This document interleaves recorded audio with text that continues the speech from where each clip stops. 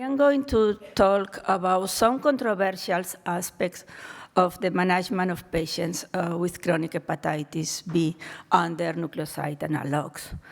Particularly, I would like to focus on proper assessment before starting therapy, the selection of NUCs, monitoring during therapy, and finally, finite therapy duration. It's clear that before starting therapy, it's important to assess several aspects of chronic hepatitis B, some of them related to the virus, some related to liver disease, and also comorbidities. And among all of these aspects, I believe that fibrosis assessment is critical. Particularly, it's very important, the diagnosis of cirrhosis, because has significant implications for the management of these patients. The presence of cirrhosis changed treatment criteria, and as previously shown, patients with cirrhosis need to be treated independently of HBV DNA levels. It requires HCC surveillance, and also the presence of cirrhosis precludes stopping therapy until HBs antigen loss. The way to evaluate cirrhosis is by a liver biopsy, and this is the gold standard. And more FibroScan has been used to assess fibrosis, but is not always available. And currently, treatment guidelines also support the use of biochemical markers to assess the degree of fibrosis. So the first question is, among these biochemical markers, what are the easiest for ruling out cirrhosis? Because we know that there are very complicated markers, but using the routine markers for diagnosis of chronic hepatitis, there are at least two scores, APRI and FIB-4, that can be used to classify, or at least for ruling out cirrhosis. And this is a recent study in a large number of patients that evaluate APRI and FIB-4 in relation to liver biopsy for the diagnosis of cirrhosis. And the study showed that the conventional cutoffs for APRI and FIB-4 misclassified a large proportion of patients with cirrhosis. And they proposed a new cutoff, particularly for FIB-4, and this cutoff is less than 0.7. It's very useful to rule out cirrhosis, and I think it's important to assess for excluding cirrhosis before starting therapy. The second aspect is which nucleoside. Guidelines recommended both as a first-line treatment, tenofovir-based therapy or entecavir. Tenofovir can be TDF or TAF, and particularly for patients with chronic hepatitis B, there is not important difference between these drugs. The antiviral efficacy is very high for all three. HBs antigen loss, as has been shown before, occurs very, very infrequently. Drug resistance, it's minimal. With entecavir for naive patients is very low, only for those previously treated with a nucleoside analog. All of these drugs, except TAF, need to be dose-adjusted to renal function. Bone alterations has been reported with TDF, not with TAF or entecavir, and the cost of these drugs is TDF and entecavir are generics, so the price is low. TAF, it's still, in some countries, not reimbursed. What is different is in special populations, particularly in decompensated cirrhosis, probably some of these drugs can be preferred over others. Entecavir has been associated with lactic acidosis. In co-infections, nucleotide analogs are better. We cannot give entecavir in monotherapy. For children, all of these 3 drugs are allowed. There is still ongoing studies with TAF. And for women planning family, nucleotide analog is better than entecavir. So in special populations, we have to pay attention in the drug that we are going to select.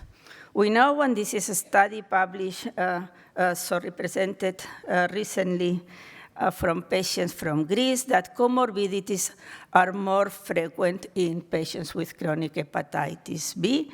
Our population is getting older, and we have more hypertension, more diabetes, and also a large number of treatment-experienced patients that clearly also have an influence in the drug that we are going to choose.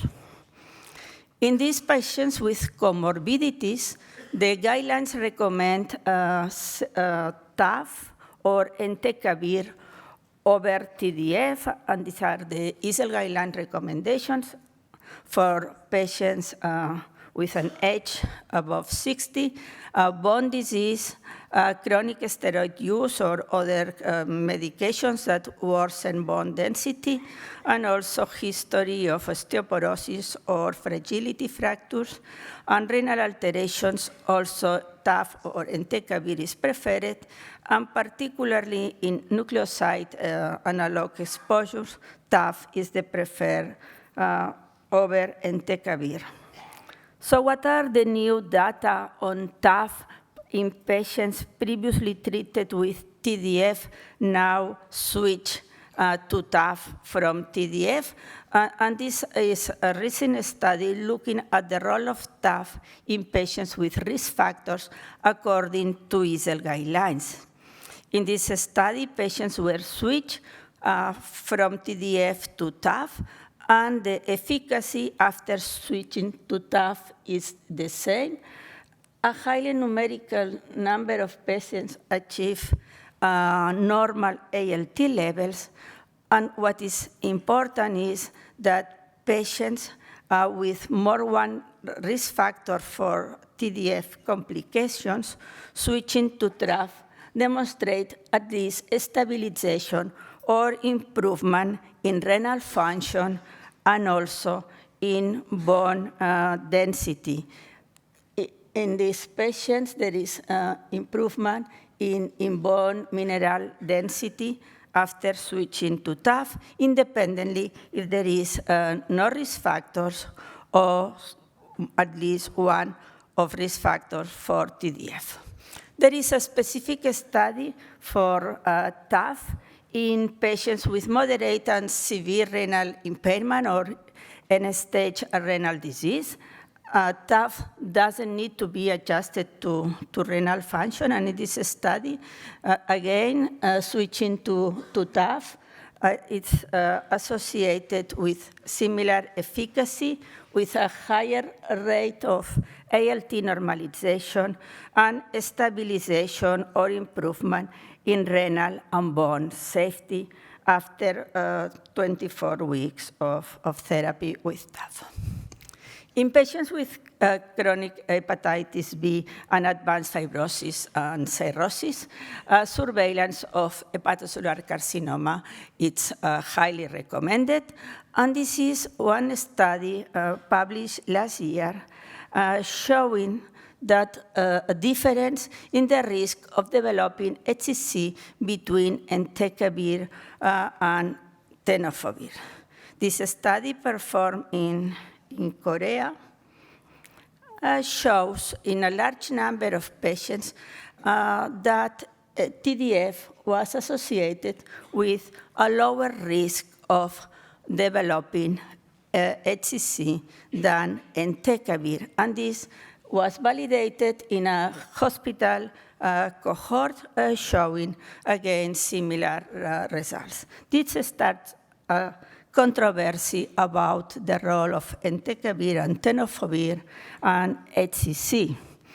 There is another study published in this issue of gastroenterology showing similar results.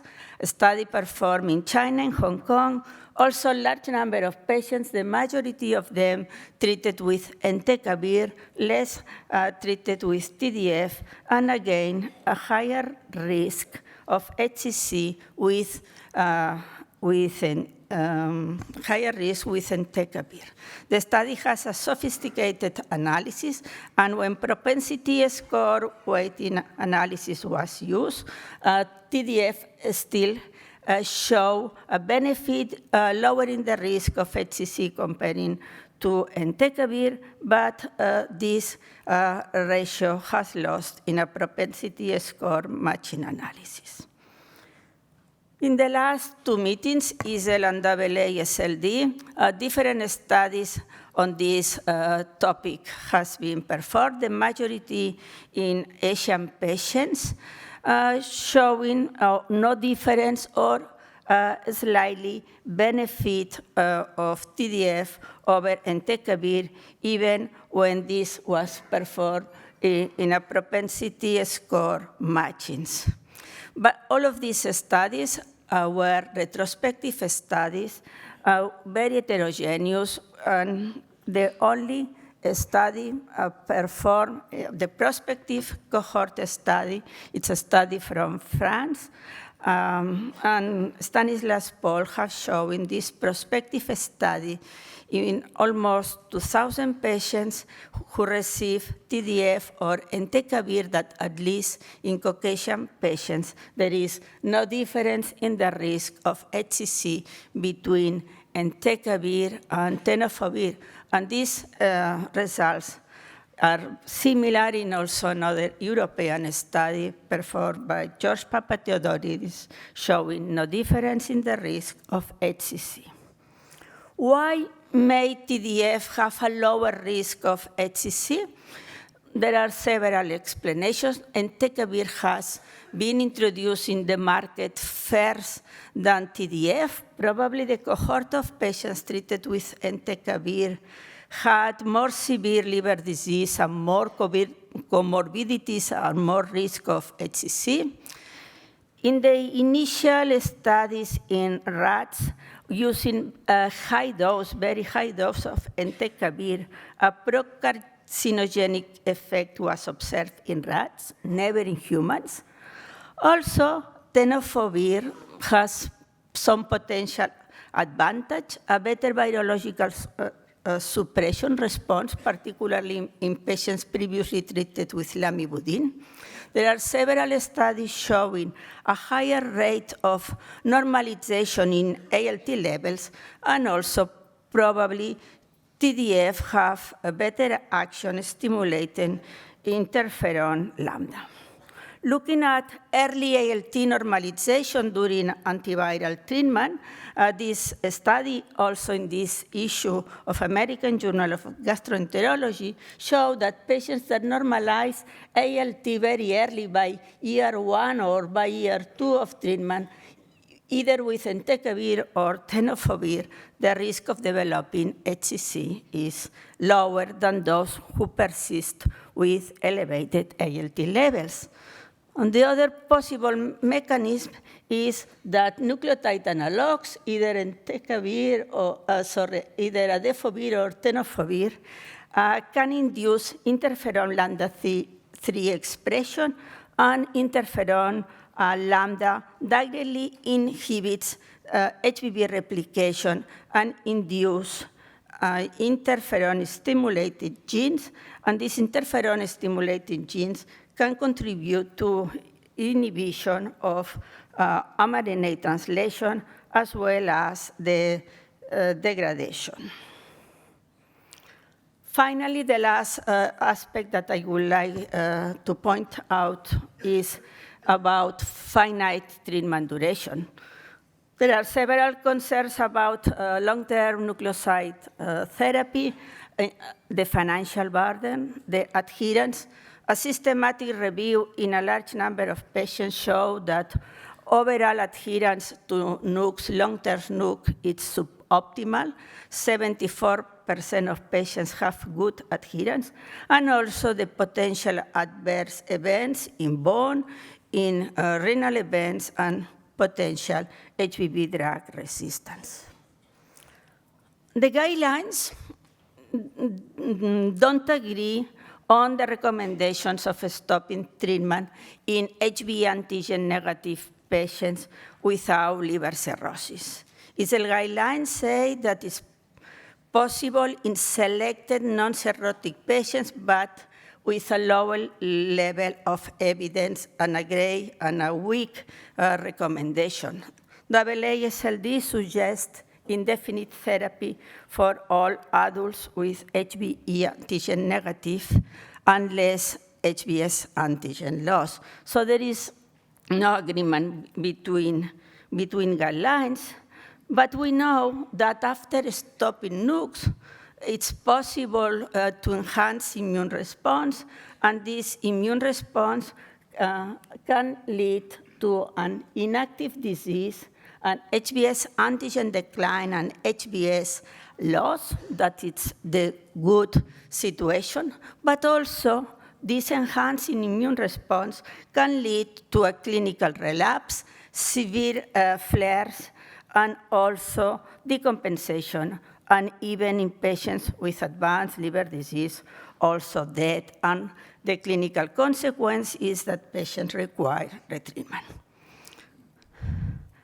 Thomas Berg has shown that HBs seroclearance reduce the risk of HCC. And I think at the end, this is the goal of finite treatment duration, go to HBs antigen loss, not to some degree of immune control. I think the most important is to achieve HBs antigen seroclearance. What are the data that we have regarding NUCs discontinuation? We have now two randomized studies, one performed in Caucasian patients, the other performed in patients, Asian patients from Canada. And this study shows completely different results. HBs antigen loss was more frequent in the Thomas Berg study in patients who discontinued therapy, no difference in Asian patients, and some patients achieve some virological response, and a proportion of them also require a retreatment. Because these studies include a small number of cases, there are also some observational studies, prospective studies, performed, the majority of them in Asia, but also some in Greece, showing that the degree or the rate of HBs antigen loss range from 5 to 14%. It's more often in Caucasian patients than in Asian patients. Some of them achieve a sustained response, sustained virological response. The definitions are not the same across these different studies. A proportion, half of them, more or less, clinical relapse and need retreatment. So what are the possible factors predictive of clinical relapse? Because at the end, this is the important point for stopping NUCs and select those patients that can stop NUCs. There are some host factors. Viral factors, Thomas has pointed out some of these factors, and probably the most important are HBs antigen levels at the end of treatment and HBV RNA levels at the end of treatment, and also other factors related to treatment duration and consolidation and duration of viral suppression under NUCs. So in summary, optimal management of patients with chronic hepatitis B receiving NUCs requires a proper assessment before starting treatment, selection of the most appropriate NUCs, particularly in special populations, switching to TAF when there are risk factors for TDF, adequate HCC surveillance regardless of the type of NUCs, and further studies investigating potential predictive factors of achieving HBs antigen loss after withdrawal therapy. Thank you very much.